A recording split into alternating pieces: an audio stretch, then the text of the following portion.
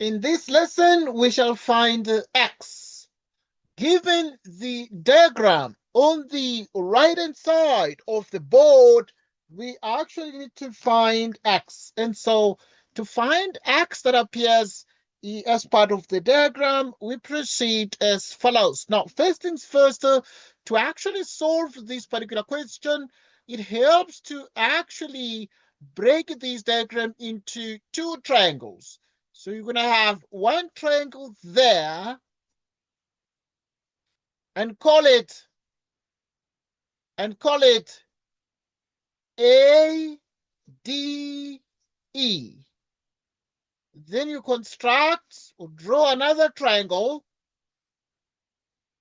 this way and call it ABC. Now with the AE, we can see it's clearly 2x minus 13. And therefore, the AC now is a sum of these, meaning it's 2x plus x, giving us 3x minus 13 minus 4 is exactly minus 17. Exactly this way. And so if we want to actually obviously then we have the rest of this, like you know very well that this is exactly 5 and you know that this is 10. Okay. These things we know exactly. And so what do we do with this information?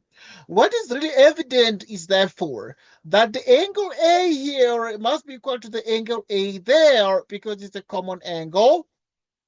Moreover, it is clear, therefore, that this angle here must be equal to exactly this angle there, because these are corresponding angles.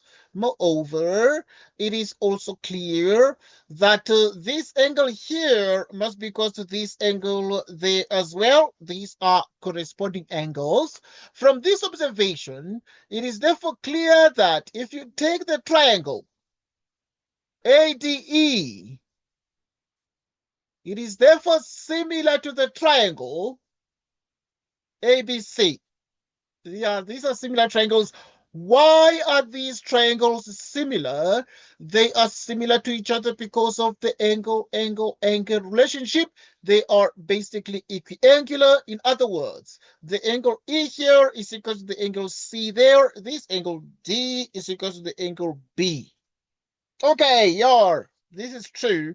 So I want us to pause to reflect on the following relationship, right? So we have that the angle A is equal to A in the first triangle. The angle D, for instance, is equal to the angle B. Moreover, the angle E is equal to the angle C there. Okay, now this is very, very clear. So what we could do with these, we continue to analyze these extra carefully and also to see what's next to do. All right, so in this particular case, if these particular triangles are similar, this implies that the corresponding sides are therefore in the same proportion. And therefore, it would mean that we can take AD and AB, and then we can take AE and AC, and then you can take DE and BC. So in other words, you can take AD over AB, right? AD over AB. Then you can take AE over AC. Then you can also take DE over BC. Okay, this is clear, but very, very clear.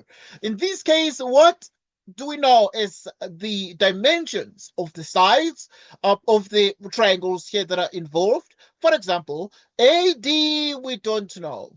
Okay, and also the AB we don't know. So this one we're going to leave out. And so we're going to focus on the ones we know. We're going to focus on AE over AC, which is equal to DE over BC. Exactly this way. At this point, we are looking for AE already. And therefore, what is AE? Right, AE is 2x minus 13 all over AC. What is AC? AC is exactly 3x minus 17 is equal to DE, which is 5, and BC is 10. Exactly this way. So it is precisely 2x minus 13, you divide by 3x minus 17, which is 5 out of 10. In other words, we have 2x minus 13 all over 2x minus 13 all over 3x minus 17,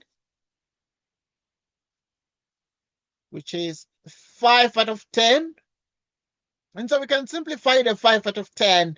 Dividing 5 by 5 is 1. Dividing 10 by 5 gives us 2. And therefore, you have this is exactly 2x minus 13 all over 3x minus 17. You cross multiply 2 by x is 4x. 2 by 13 is 26.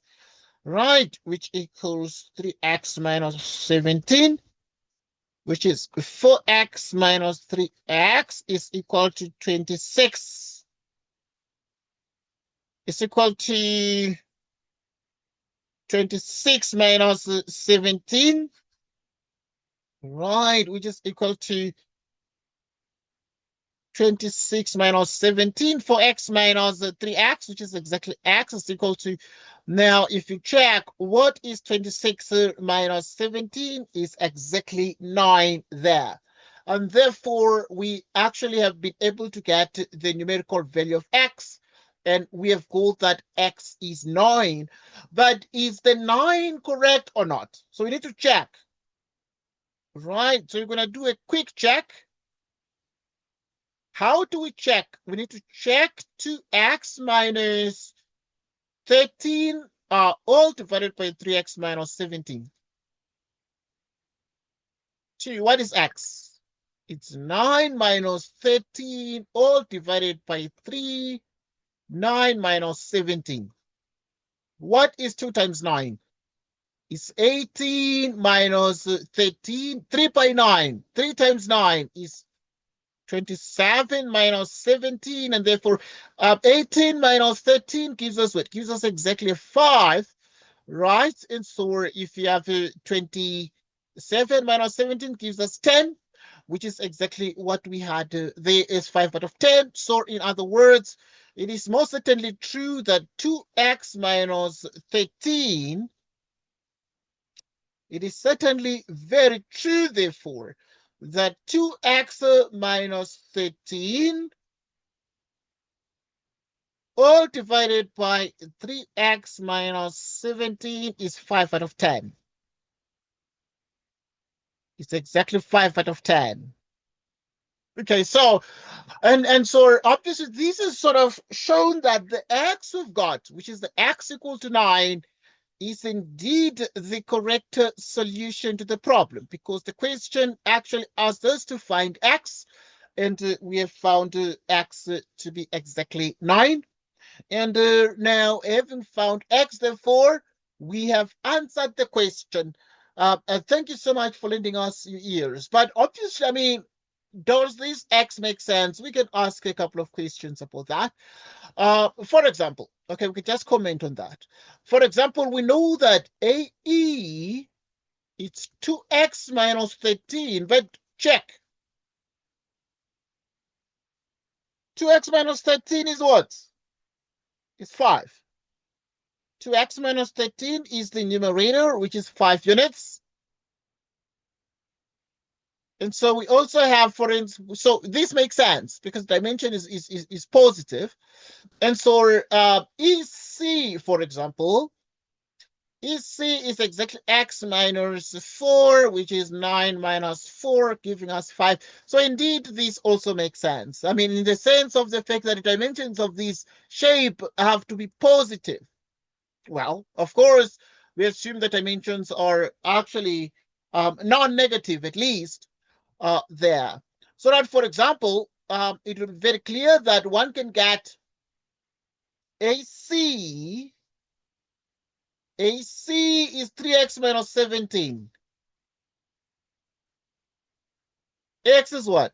Is 9 minus 17, which is 27 minus 17. What is 27 minus 17?